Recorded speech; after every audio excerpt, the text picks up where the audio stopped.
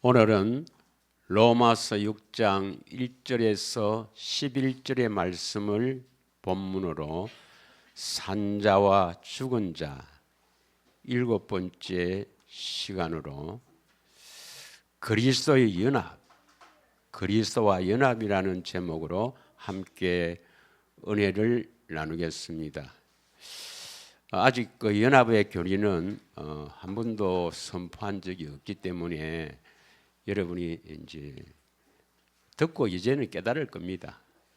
여러분이 얼마나 영적으로 분별력이 있고 수준이 높은가,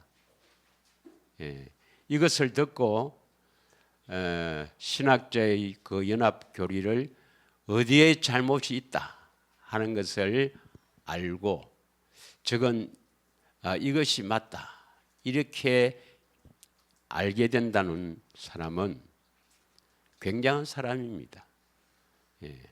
그 어떤 목사보다도 수준이 높고 분별력이 있는 분입니다. 우리가 뭐 유명한 목사님의 설교를 듣고도 비판해서는 되지 않습니다. 비판을 하지 말고 분별할 수는 있어야 합니다. 여러분의 수준은 굉장해서 분별력과 영적 수준이 굉장히 높은 줄로 믿습니다. 단 대책임과 경건의 훈련을 잘 하고 있는 사람의 한정입니다. 신학자들이 세운 그리스도와 연합, 이 교리가 무엇인지 말씀은 하나님의 말씀은 맞습니다. 그대로 믿으시면 되는데 해석을 어떻게 하는가, 그걸 여러분이 듣고 어디가 잘못되어 있는지 한번 들어보시길 바랍니다. 먼저 그리스도와의 연합은 하나님께서 창세전에 예정하시고 택하신 자들을 성부 하나님께서 성자 하나님께 주죠. 그래서 성자 하나님께서는 그 예정하시고 택한 자들을 구속하시기 위해서 이 땅에 오시고 십자가에 죽으셨습니다. 그런데 이 연합의 교리에 이제 그 근거는 어떤 사람이냐? 요한복음 6장 39절을 한번 보겠습니다. 요한복음 6장 39절에 보면은 예수님께서 이렇게 말씀합니다. 다 같이 한번 봉독하겠습니다. 시작. 나를 보내신 이의 뜻을 행하려 함이니라. 나를 보내신 이의 뜻은 내게 주신 자 중에 내가 하나도 잃어버리지 아니하고 마지막 날에 다시 살리는 이것이니라. 그러니까 예수님께서 나를 보내신 이의 뜻, 나를 보내신 이는 성부 하나님입니다. 그래서 성부 하나님의 뜻을 예수님이 행하려 하는데 그 뜻이 뭐냐 하면은 예정하시고 택하신 자들을 하나도 잃어버리지 않고, 중요한 말이죠. 혹시 내가 택하신데 나를 잃어버리면 어쩝니까? 하나도 잃어버리지 아니하고 마지막 날은 초림부터 재림까지입니다. 지금 이 시기에 우리를 살리는 것이라. 그래서 하나님의 예정하시고 택하신 자들을 살리는 것이 바로 하나님의 뜻이요, 예수님은 하나님의 뜻을 이루러 오셨다 이 말입니다. 그런데 요한복음 17장 2절에 보면은 17장 2절에 보면 이들을 살리기 위해서 권세를 받아오셨다. 권세, 권위. 17장 2절에는 다 같이 읽겠습니다. 아버지께서 아들에게 주신 모든 사람에게 영생을 주게 하시려고 만민을 다스리는 권위를 아들에게 주셨음이로소이다.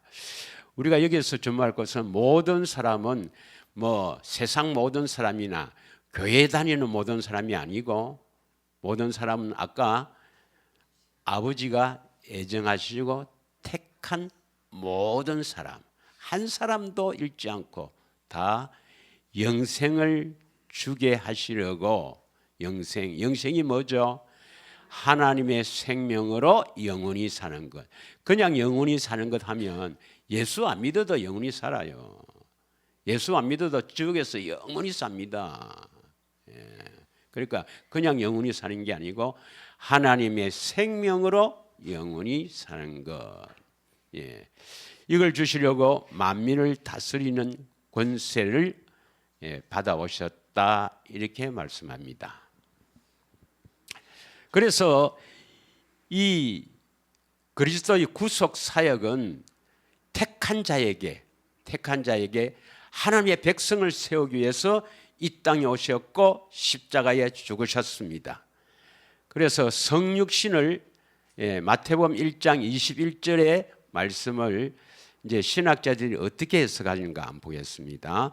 마태복음 1장 21절 보면은 가브리엘 천사를 통해서 요셉에게 이름을 예수라 하라. 이는 그가, 예수님이죠, 자기 백성을 그들의 죄에서 구원할 자이심이라 하니라. 그래서 그들의 죄에서, 택한 백성입니다. 그들의 죄에서 구원한다. 이것을 죄에서 용서한다고 해석합니다. 용서. 왜냐하면 신학자들은 구원관이 죄 용서, 죄사함, 죄 용서를 구원이라 보기 때문에 이렇게 해석합니다. 그런데 우리는 뭡니까? 죄에서 구원한다는 말은 죄에서 건져낸다, 마귀에게서 건져낸다, 죄에서 해방한다, 이렇게 해석을 하죠. 왜냐하면 구원이란 단어가 소조, 해를 받지 아니하다라는 뜻이니까 마귀로부터 해를 당하지 않는다 이 말이거든요. 죄를 짓지 않는다 이 말입니다. 그런데 자기들은 성육신을 죄 용서라고 해석합니다. 또 십자가의 죽으심, 우리가 늘 많이 다뤄왔던 구절입니다. 마태복음 26장 28절이죠. 마태복음 26장 28절 다 같이 읽겠습니다. 시작. 이것은 제사함을 얻게 하려고 많은 사람을 위하여 흘리는 바 나의 피 곧 언약의 피다. 이 언약은 새 언약이죠. 새 언약으로 이루기 위해서 피를 흘리셨다. 새 언약의 피를 흘렸는데 그 새 언약이 뭐냐? 여기서는 뭡니까? 제사함을 얻게 하려고 많은 사람, 여기서 많은 사람은 누굴 말하죠?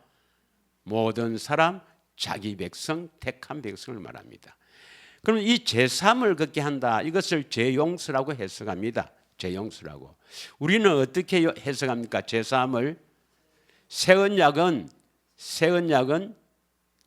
우리 피를 그리스도의 피는, 이 새 언약의 피는 우리 죄를 용서하는 겁니까? 우리를 깨끗하게 하는 겁니까?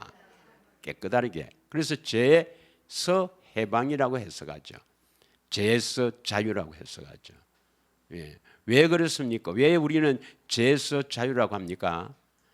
성경의 새 언약 그리스도의 피는 우리를 깨끗하게 한다고 여러 구절에 기록되어 있습니다. 대표적인 구절을 두 구절만 하겠습니다. 요한일서 1장 7절입니다. 요한일서 1장 7절. 이건 되새김을 한 사람은 지금 다 알고 있어요. 다 같이 읽겠습니다. 시작. 그가 빛 가운데 계신 것 같이 우리도 빛 가운데 행하면 우리가 서로 사귐이 있고 그 아들 예수의 피가 우리를 모든 죄에서 깨끗하게 한다. 그 예수의 피, 그것이 죄를 용서하는 것이 아니고 죄를 깨끗하게 한다. 믿으십니까? 그래서 특별히 우리가 꼭 기억해야 될 구절은 히브리서 9장 13절 14절이죠. 히브리서 9장 13절 14절. 이거 우리가 소탁 했는데 이 되새김을 꼭 하셔야 됩니다. 다 같이 읽겠습니다. 시작.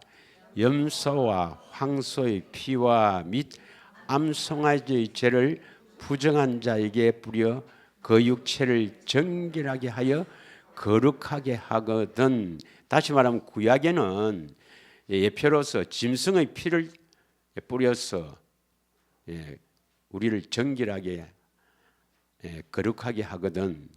14절에 보면 하물며 했습니다. 다 같이 시작. 하물며 영원하신 성령으로 말미암아 흠없는 자기를 하나님께 드린 그리스도의 피가 어찌 너희 양심을 죽은 행실에서 깨끗하게 하고 살아계신 하나님을 섬기게 하지 못하겠느냐. 그래서 새 언약을 우리의 양심을 깨끗하게 하고 우리 죄를 깨끗하게 한다. 이 대표적인 구절 두 구절은 꼭 기억하셔야 됩니다. 되새김하셔야 됩니다. 그렇게 하시려고 하기 위해서 15절에 보면 새 언약의 중보자로 우리 안에 오시는 거예요. 믿으십니까? 새 언약의 중보자로 우리 안에 오시는 것은 양심을 깨끗하게 한다. 우리 죄를 깨끗하게 하시기 위해서 오시는 것입니다. 믿으시죠? 그런데 이들은 뭡니까? 죄 용서하기 위해서 피를 흘렸다. 그래서 모든 것을 죄 용서, 죄 사함이 구원이다 이렇게 해석을 해버립니다. 그런데 그들이 세운 연합교리는 성경 구절을 믿어야 됩니다, 여러분. 해석을 어떻게 하느냐 그걸 조심해야지. 성경은 하나님 말씀이에요. 그래서 연합교리의 근거를 에베소서 1장 3절 4절에 둡니다. 에베소서 1장 3절 4절 이건 우리가 몇 번 했으니까 잘 아시겠습니다만은 자 3절부터 4절까지 한번 읽겠습니다. 시작.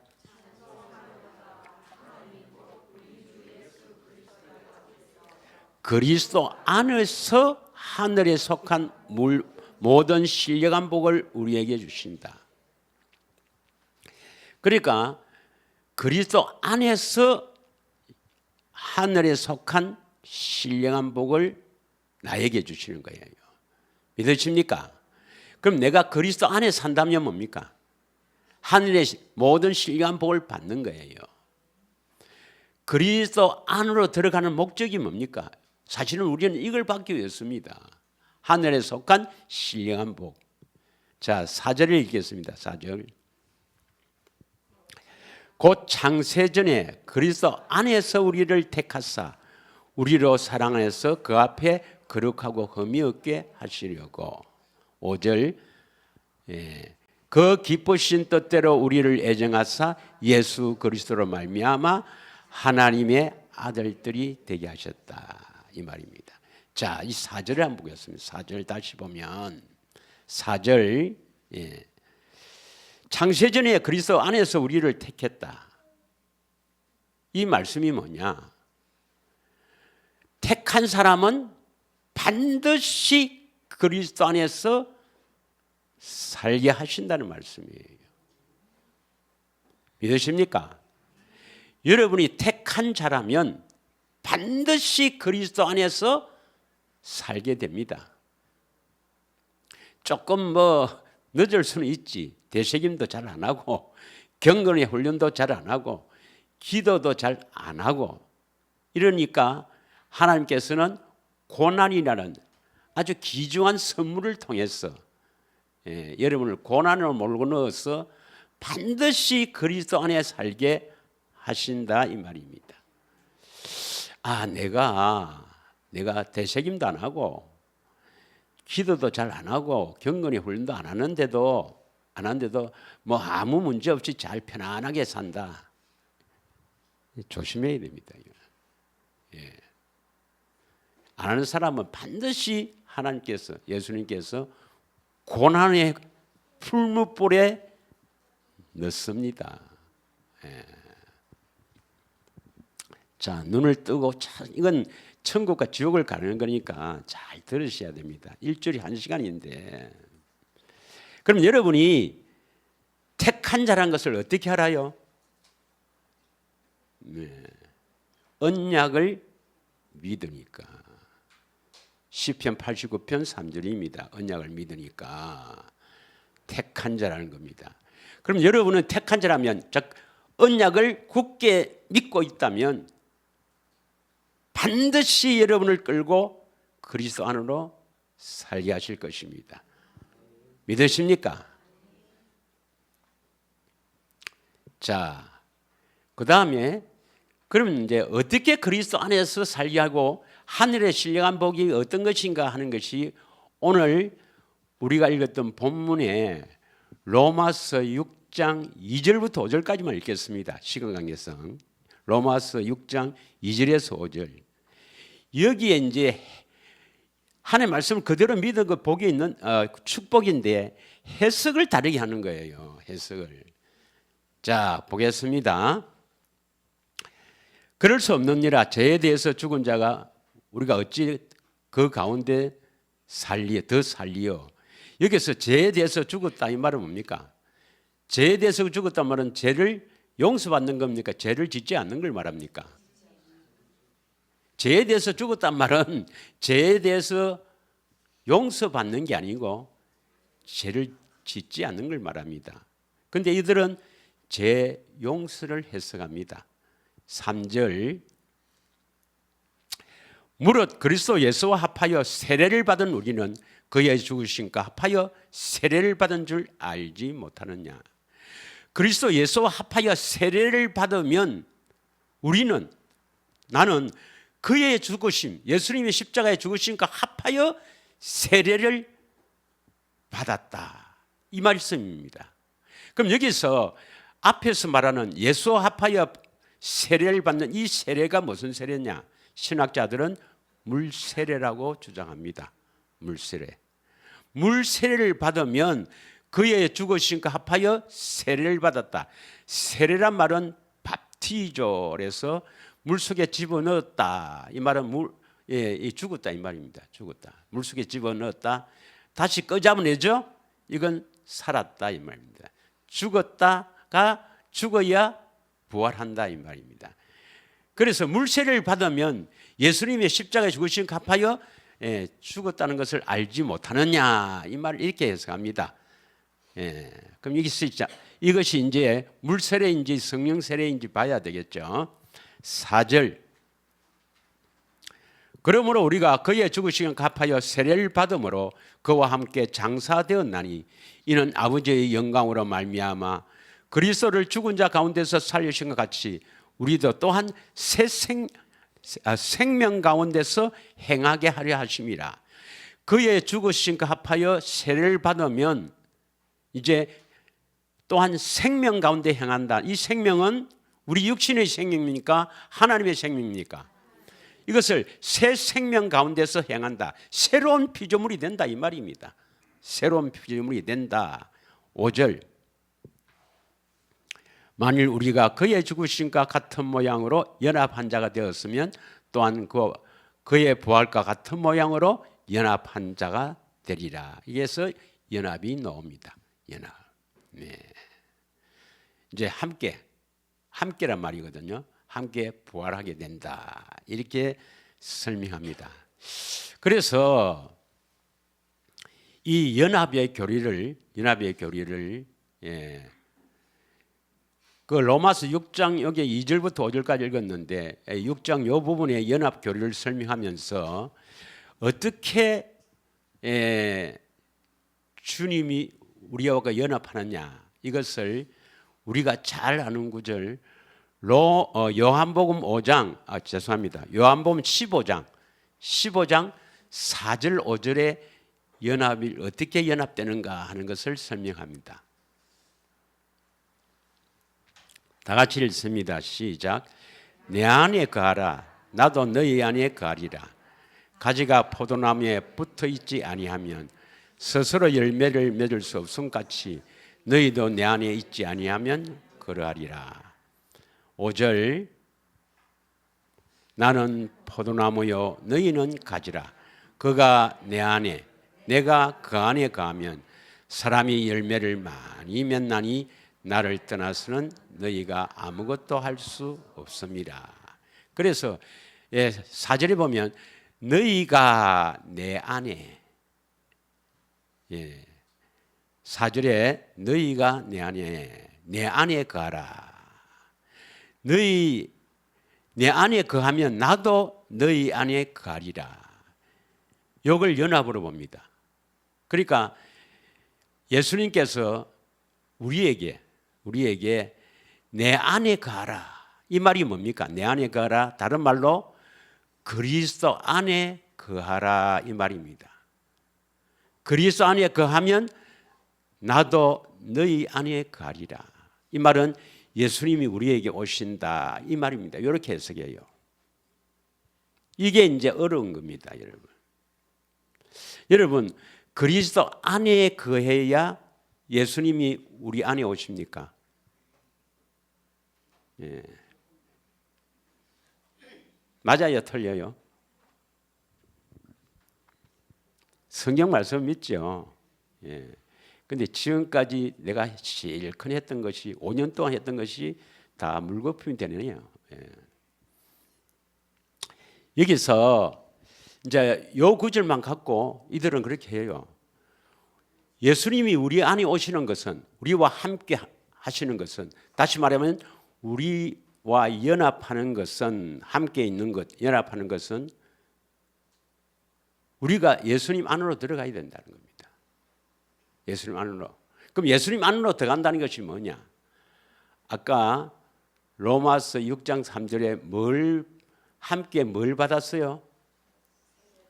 세례. 예수와 합하여 세례를 받은 것. 여기에 바로 그리스도 안으로 들어간다 이 말인데, 그 세례가 신학자들은 뭐라고 주장해요? 물세례입니다. 이 물세례. 그러니까 다시 얘가 이야기하는 이 신학자들이 주장하는 그리스도 연합 교리를 아주 간단하게 이야기하면 이것입니다. 구원은 물세례를 통해서 구원을 받는다.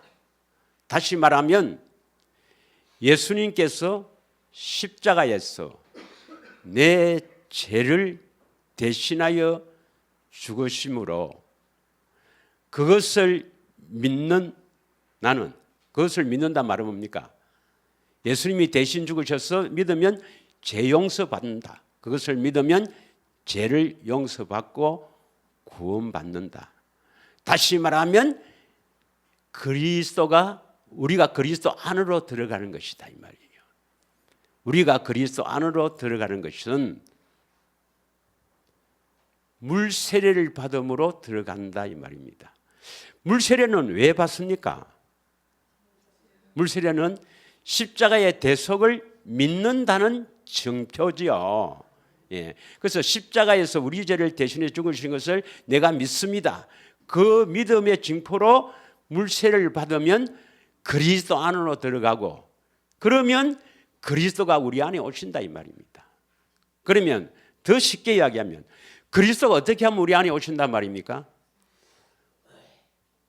대속을 믿음으로 말미암아 물세례를 받으면 우리 안에 오신다 이 말입니다. 다시 무릇 그리스도 예수와 합하여 세례를 받은 우리, 이 세례를 신학자들은 뭐라고 해석한다고요? 물세례로 해석한다니까. 이해하시겠습니까? 그래서 모든 이 성경의 구원관이 어디에 있다고? 제사함에 있다니까. 제사함.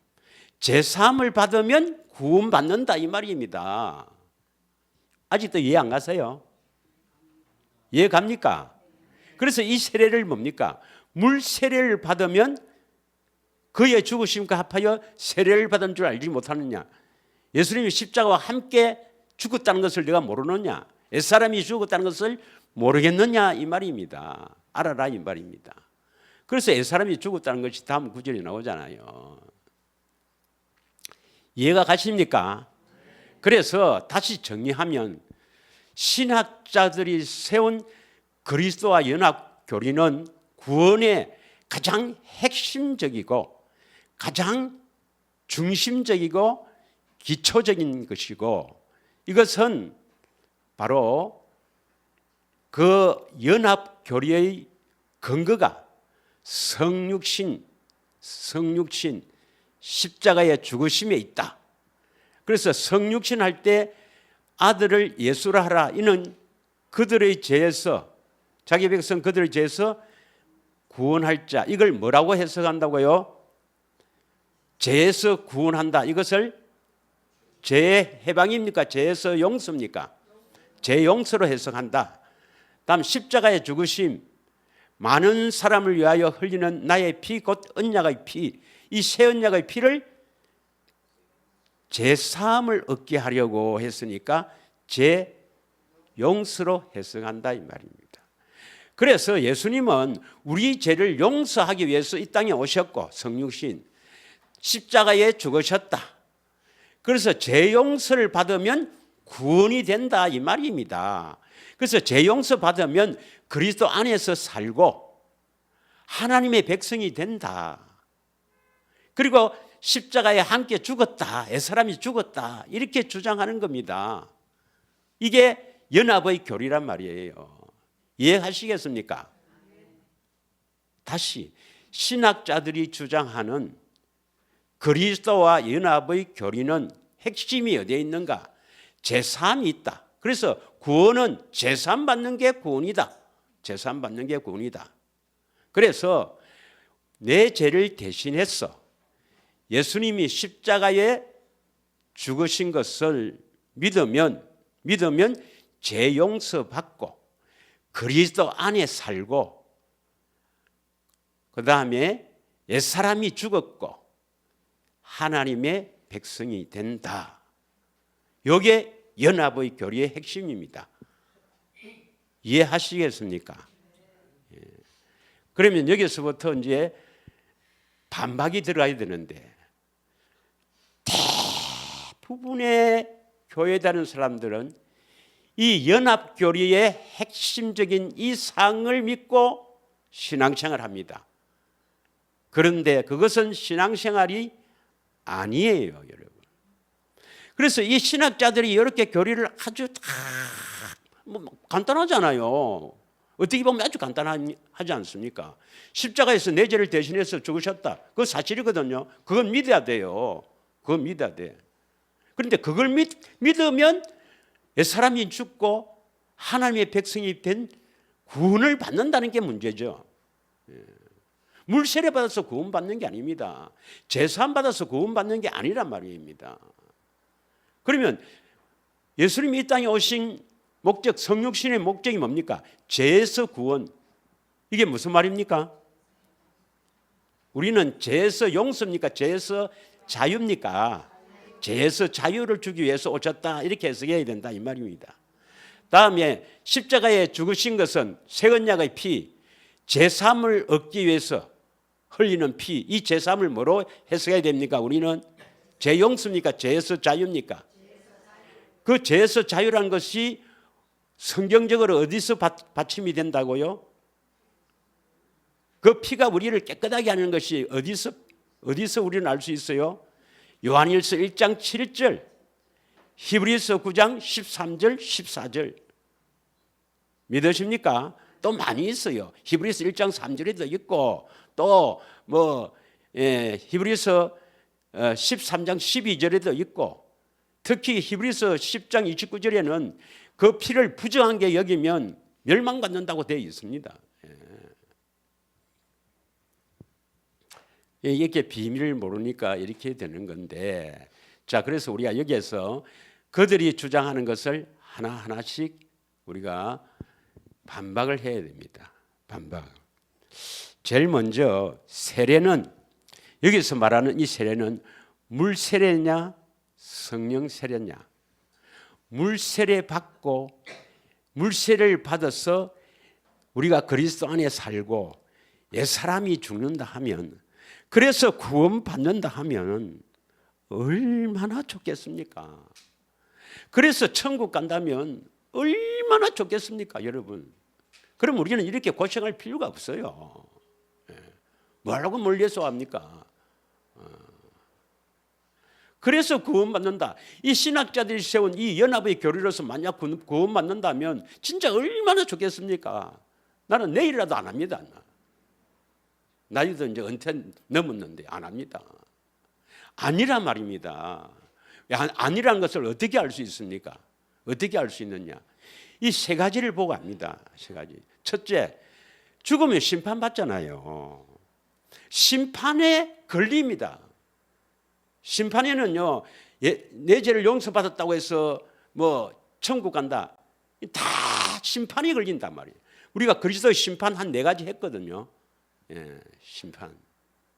다 잊어버렸지만. 특히 심판에 걸리고, 두 번째는 뭐냐? 하나님의 경륜에 걸립니다. 하나님의 경륜.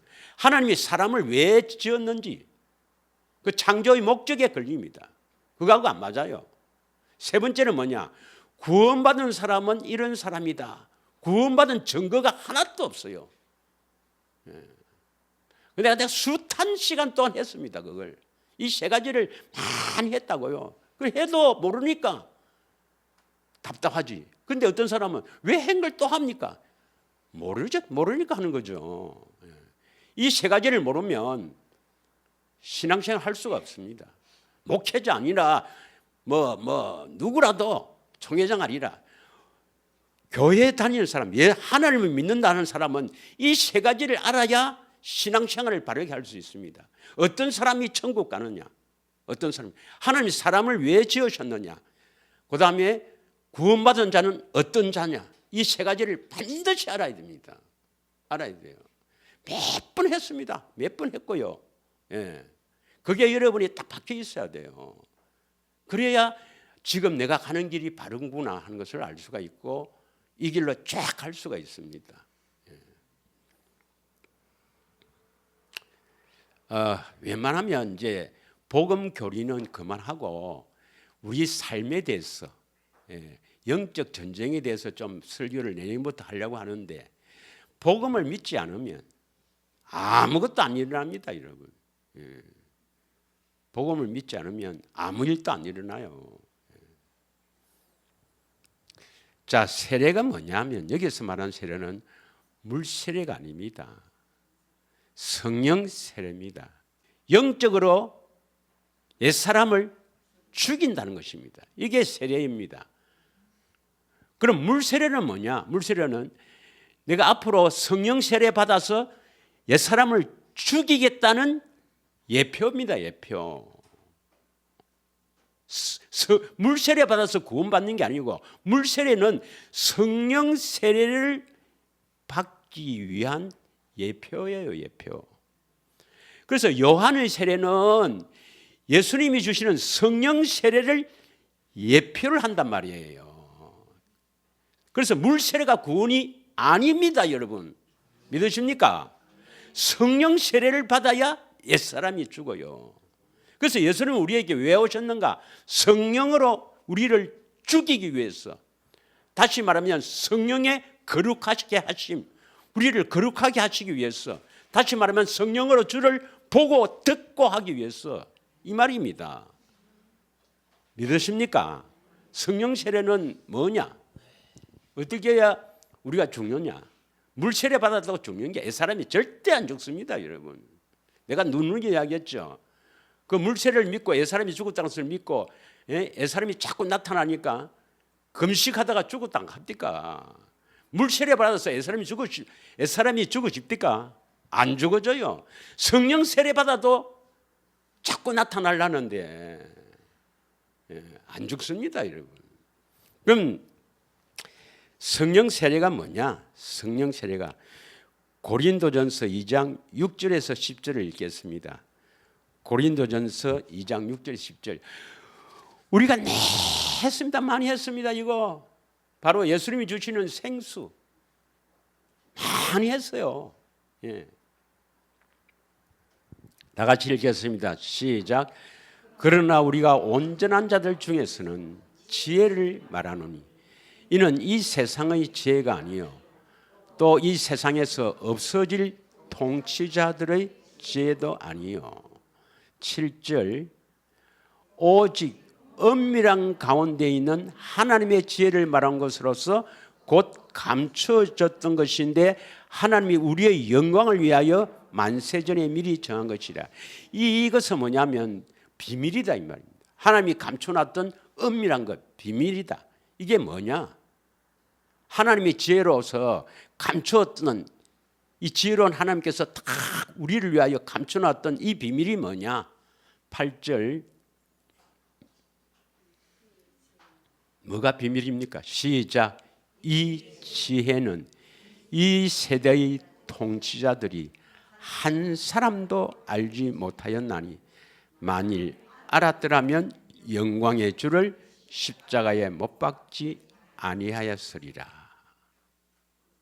십자가의 죽으심은 하나님의 감추었던 비밀입니다. 그럼 십자가가 뭐 비밀인데? 우리 죄를 대속해 죽으신 거 다 아는데 그게 아니에요. 뭐가 비밀입니까? 9절 기록된 바 하나님이 자기를 사랑하는 자들을 위해서 예비하신 모든 것. 하나님이 자기를 사랑하는 자들, 다시 말하면 우리가 하나님을 사랑하게 될 때, 하나님을 사랑하게 하는 것, 사랑을 받아서 사랑하게 될 때 그때 주시는 것입니다. 모든 것은 눈으로 보지도 못하고 귀로 듣지도 못하고 사람의 마음으로 생각하지도 못하였던 것 같으니라. 교회 다니도 전혀 생각지도 못한 것입니다. 십자가에 뭐가요? 10절이죠. 10절을 다 같이 크게 읽습니다. 시작. 오직 하나님이 성령으로 이것을 우리에게 보여주셨으니 성령은 모든 것 곧 하나님의 깊은 것까지도 통달하시느니라. 이것이 뭡니까? 십자가의 죽으심이에요. 십자가의 죽으심을 보이셨다. 성령으로 보이는, 성령으로 보는 것이 바로 십자가에 감추었던 비밀입니다. 어떤 주를요? 다시 어떤 주, 예수님 어떤 예수님 말입니까? 어떤 예수님? 영광의 주입니다. 영광의 주는 부활 성천 후에 우리 안에 오시는 주는 영광의 주님이에요. 믿으십니까? 우리 안으로 오시는 주님은 성결에 하여서, 그리스도의 성결에 해서 십자가의 죽으심까지는 비하, 낮추심이고, 그 다음에 부활부터 성천까지 우리 안에 오시는 것은 영광의 주라고 합니다. 내 안에 계신 주님을 성령으로 십자가를 보는 사건, 이걸 우리는 뭐라느냐? 이 십자가를 보면 어찌 된답니까? 그 사랑이 우리 마음에 확 부어서 우리가 어찌할 바를 모르고, 어떤 사람은 몇 달 동안 오고 어떤 사람은 몇 년 동안 울기도 한다. 내가 누탁했지 않습니까? 그걸 다른 말로 하면 뭡니까? 예수님이 우리에게 주시는 생명수다. 생명수. 반드시 성령으로 십자가를 봐야 된다. 믿으세요? 이 십자가의 성령으로 십자가를 보는 사건을 성령 세례라 합니다. 그것을 보고 그 사랑에 내가 녹아나야 됩니다. 그래야만 옛사람을 죽게 되죠. 믿으십니까? 네. 그렇게 숱한 날을 내가 외쳤건만은 막상 딱 보니까 모르는 건 대책임과 경건의 훈련을 안 하면 아무 일도 안 일어납니다, 여러분. 그건 종교생활입니다. 아무 일도 안 일어나요. 세 사람이 있습니다. 딱 듣고 집에 가면 던져놔 버리고, 이따가 이제 주일이니까 오자. 딱 세 사람이 있어요. 아무 일도 안 일어나죠. 절대로 이런 사건이 안 일어납니다, 여러분. 이런 사건이 안 일어나요. 이런 사건이 안 일어나면 어디 가는지 잘 알겠죠. 어디 가는지. 자, 그래서 한 두 구절만 더 또 해보고 넘어가겠습니다. 뭐 이 성령으로 십자가를 보는 것은 뭐 몇 구절 나와 있지만 대표적인 구절이 고린도후서 3장 18절입니다. 고린도후서 3장 18절. 다 같이 읽겠습니다. 우리가 다 수건을 벗은 얼굴로 거울을 보는 것 같이 주의 영광을 보매 그와 같은 형상으로 변화하여 영광에서 영광에 이르니 곧 주의 영으로 말미암음이라. 자, 주의 영광을 본다. 이 영광의 주를 본다 이 말이죠. 영광의 주는 내 안에 계신 주님이 영광의 주입니다. 이것을 보는 거예요. 봐야 뭡니까? 그리스도 형상으로 변화가 된다. 그리스도 형상을 닮게 된다 이 말입니다. 믿으십니까? 수건을 벗어야 되죠. 수건을 벗어야 볼 수가 있습니다. 요한복음 6장 40절은 뭐라 하느냐면 하나님 아버지의 뜻은 요한복음 6장 40절 아버지의 뜻은 아들을 보고 믿어야 되지. 보지 않고 믿는 것은 가짜입니다, 여러분. 보고 믿는 자마다 영생을 얻는 이것이니 마지막 날 내가 그를 다시 살리리라. 그래서 그들이 주장하는 물세례, 세례를 받았다. 그래서 그리스도 합하여 세례를 받은 자는 죽은 줄 알지니 하는 이 세례는 물세례가 아닙니다. 무슨 세례를 받아야 죽습니까? 옛사람이 죽어져요? 성령 세례를 받아야 옛사람이 죽습니다. 그럼 성령 세례를 받는단 말이 뭡니까? 성령으로 십자가를 보는 것. 그 십자가에서 나를 위해서 죽으시는 것, 나를 살리려고 죽으시는 그 십자가의 그 놀라운 그 사랑을 음습해 온다 이 말입니다. 본다는 것은 뭐 환상이 확 열린다 뭐 이렇게 스크린으로 보는 게 아니고 그 사랑이 깊이 깨달아진 날이 있을 겁니다, 여러분. 자꾸 이게 되새김을 하면서 예수님이 주시는 그 사랑을 자꾸 받다 보면은 가르침을 받고 자꾸 받다 보면 어느 날 갑자기 이런 사건이 일어난단 말이에요. 그 사건이 있어야 여러분 구원이 받습니다. 생명을 얻게 됩니다, 여러분. 믿으십니까? 그래서 성령 세례를 주기 위해서 예수님 오셨다 이 말입니다. 두 번째, 무엇이 또 틀렸는가? 두 번째 틀린 것은 함께 하는 것을 연합이라는데 어떻게 연합합니까? 그리스도가 우리와 함께 하는 그 어떻게 하면 우리와 함께 합니까? 다시 말하면 우리와 함께 한다는 것을 좀 유식한 말로 뭐라 하냐면 임마누엘이랍니다. 하나님은 우리와 함께 계시다. 마태복음 1장 23절에 나오죠. 임마누엘. 보라 처녀가 잉태하여 아들을 낳으니 그 이름을 임마누엘 하리라. 오시는 것은 우리와 함께 하셔서 우리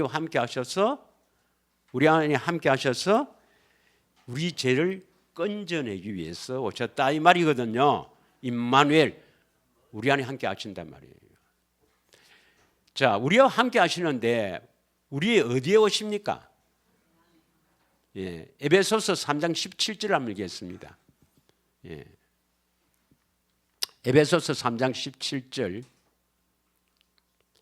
다 같이 읽습니다. 시작. 믿음으로 말미암아 그리스도께서 너희 마음에 계시게 하시었고 너희가 사랑 가운데 뿌리가 박히고 터가 굳어져. 믿음으로 말미암아 그리스도께서 우리 마음에 계신다. 뭘 믿어야 됩니까, 여러분? 무엇을 믿어야 우리 마음에 찾아오십니까? 우리 마음에 계시는 것을, 함께 계시는 것을 연합이라 그래요. 함께 계시는 것을. 그런데 이 사람들은요, 신학자들은 우리 안에 계시면, 함께 계시면 바로 구원받았다고 생각합니다. 함께 계시는 것이 구원이라고 생각합니다. 아닙니다, 여러분. 예수님이 우리 안에 오셨다고 해서 구원입니까? 예수님이 우리 안에 오셔서 우리를 뭐 어떻게 해야 됩니까? 거룩하게 해줘야 되죠. 그리스도 안으로 들어가게 하셔야 되죠. 우리가 힘을 써서 그리스도 안에 들어가고 그래야 예수님도 우리를 이끌고 그리스도 안에 들어가게 합니다. 이것은 하나님과 우리가 합력하여 선을 이루는 일입니다. 그리스도 안으로 들어가는 것은 하나님 절대로 홀로 할 수가 없어요. 왜? 우리가 예수님을 자꾸 소망을 두고 찾아서 성경 읽고 기도해야 되고 되새김해야 되거든. 그런데 그런 하나님은 아닙니다. 내가 성경 안 보려 하는데 막 자꾸 찡찡찡 땡겨갖고 성경 폐라 해갖고 그렇게 하진 않습니다.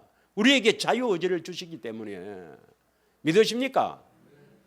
그래서 우리의 자유의지를 갖고 뭐 어떤 일보다도 이게 우선이다 하면서 이렇게 해야 된단 말이에요. 예? 아니 기도 안 하고 되새김 안 하고 경건의 훈련 안 해도 아무 일도 안 일어나요. 안 하고 있으면 뭐 주님이 꿈에 나타나서 야 이놈아 이렇게 하면 좋겠는데 그렇게 하지 않습니다. 여러분. 우리에게 자유의지를 주시고 그래서 그렇게 안 하면 예수님은 참다가 뭐합니까? 고난에 풀무불에 넣어버린 거예요. 우리는 고난을 받았을 때 뭡니까? 즐거워해야 되는 거예요. 고난을 받았을 때 내가 하도 안 하니까 하라는 거구나. 기뻐하고 즐거워하라 되어 있지 않습니까? 믿으십니까? 그래서 이것은 그리스도 안에 들어가는 일은 예수님도 홀로 할 수가 없어요. 합력해서 선을 이루어야 됩니다. 믿으십니까? 그럼 어떻게 하면 우리 안에 오시는가? 성경은 이렇게 되어 있습니다. 먼저 갈라디아서 3장 1절, 2절, 5절, 8절 이렇게 보겠습니다. 예. 어리석도다 갈라디아 사람들아 예수 그리스도께서 십자가에 못 박히신 것이 너희 눈앞에 밝히 보이거늘 누가 너희를 꾀더냐. 이 사람들은 영광의 주를 봤습니다. 왜냐하면 바울은 예수님이 십자가에 지신 한참 후에 바울이 회심을 했고 또 바울이 전도해서 세워진 교회가 갈라디아 교회이기 때문에 예수님의 실제로 십자가의 사건을 본 게 아니고 영광의 주를 봤단 말입니다. 예. 십자가에 못 박히심을 봤는데도 마귀는 이제 안 되겠다 이게 아닙니다. 끝까지 포기 안 합니다. 여러분. 어떤 사람은 십자가 봐서 이제 내가 다 됐다는데 아닙니다. 십자가를 보고 나면 그때부터 본격적으로 마귀가 우리의 제일 약한 것을 공격합니다. 우리의 제일 약한 데를 막 집중적으로 공격해요. 그런 영적 전쟁을 좀 선포하고 이렇게 해야 되는데 복음을 믿어야 되죠. 예수님이 계셔야 뭘 하죠. 2절입니다. 2절. 다 같이 읽습니다. 시작.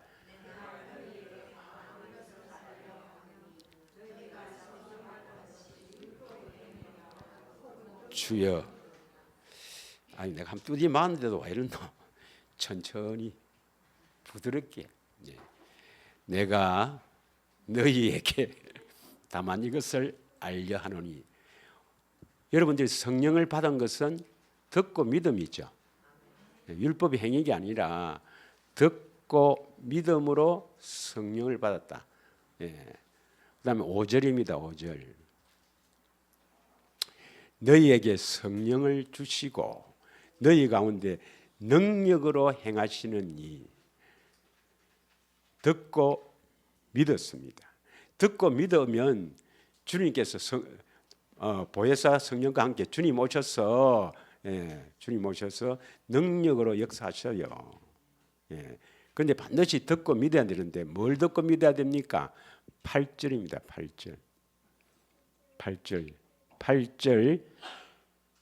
8절입니다. 시작.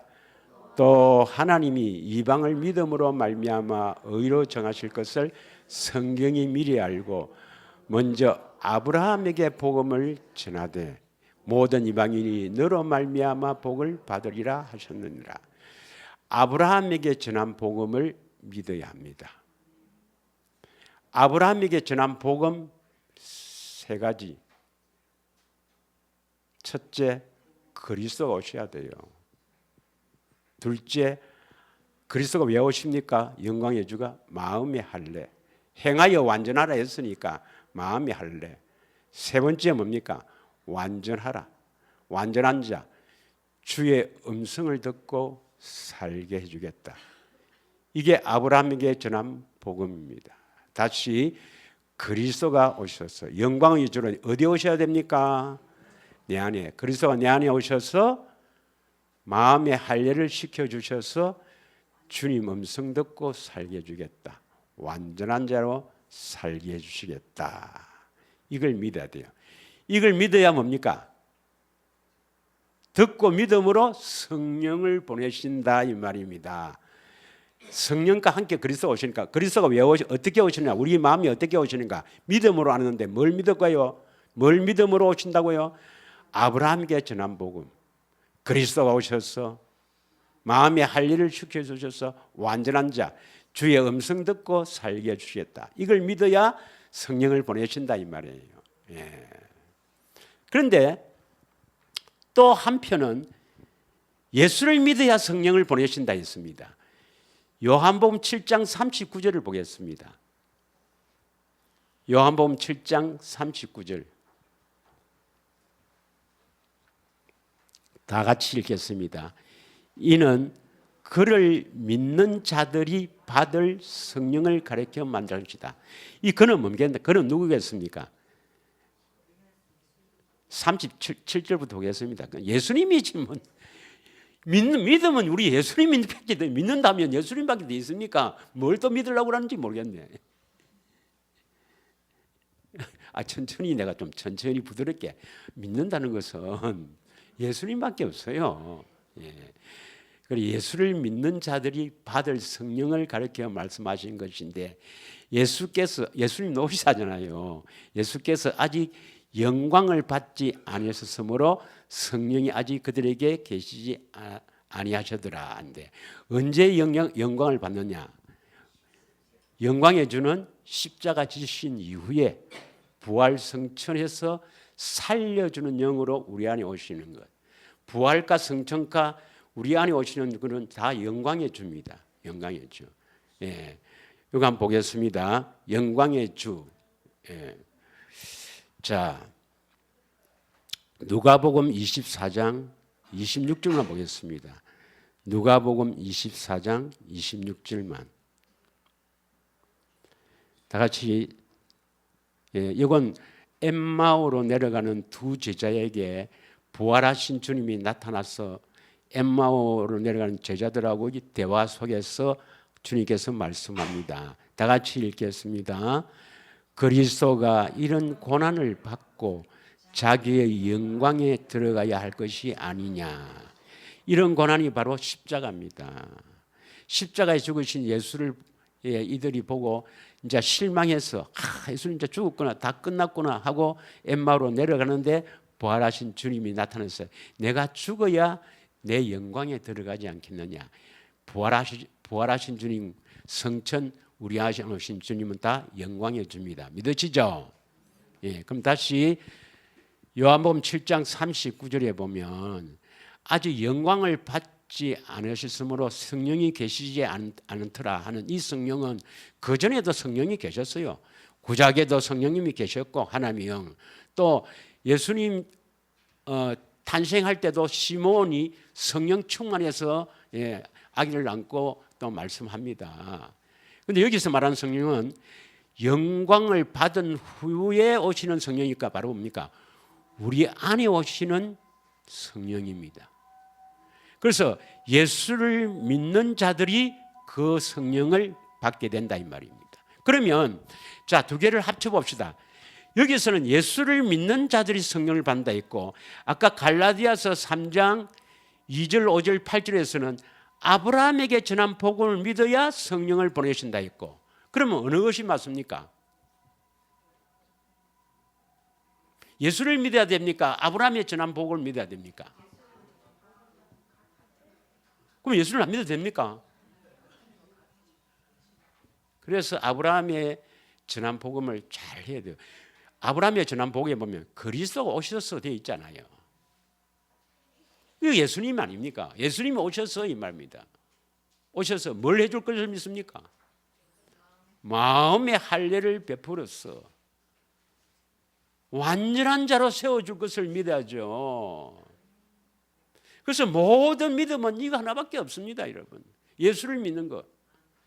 예수를 믿는다는 것이 뭡니까? 십자가에서 내 죄를 대신해서 믿는 것을 말합니까? 영원한 언약을 이루어 줄 것을 믿어야 됩니까? 예수님은 구약에 약속하신 영원한 언약을 이루러 오신 그리스도입니다. 그래서 예수를 믿는다는 것은 예수님이 어디에 오셔야 돼요? 영광에 오시니까 예수님이 내 안에 오셔서 아브라함의 언약을 이루어 주실 것을 믿는다. 이스라엘에게 하신 약속을 이루어 주실 것을 믿는다. 다윗에게 하신 언약을 이루어 주실 것을 믿는다. 믿으십니까? 그러면 우선 이제 다음에 그 이스라엘과 다윗하고 또 그 다음에 이제 그리스 안에 들어가는 것을 하는데 우선 시간이 됐지만 이것만 한번 해봅시다. 5분 늦게 시작했으니까. 아브라함이 갖춘 언약을 믿는다 이 말이 뭐냐? 그리스도가 내 안에 오셔서 마음의 할례를 베풀어 완전한 자로 세워주실 것을 믿는다. 그럼 이스라엘이 갖춘 언약을 믿는다. 이게 좀 구체적이지 않습니까? 그리스도가 내 안에 오셔서 마음의 할례를 베풀어 하나님을 사랑하게 해서 생명을 주시고 마음으로 말씀하실 것을 믿는다 이 말입니다. 다윗에게 하신 언약은 뭡니까? 다윗에게 하신 언약은 그리스도가 예수님이 내 안에 오셔서 나를 거룩하게 해서 하나님의 이름을 두시고 하나님 나라로 세워주실 것을 믿는다 이 말입니다. 다 같은 겁니다. 핵심은 어디에 있습니까? 생명. 믿으십니까? 예수를 믿음으로 말미암아 그 믿음이 실제로 이루어지는 믿음이 되기를 원합니다. 그것이 이루어져야 구원받는 믿음입니다. 기도하겠습니다.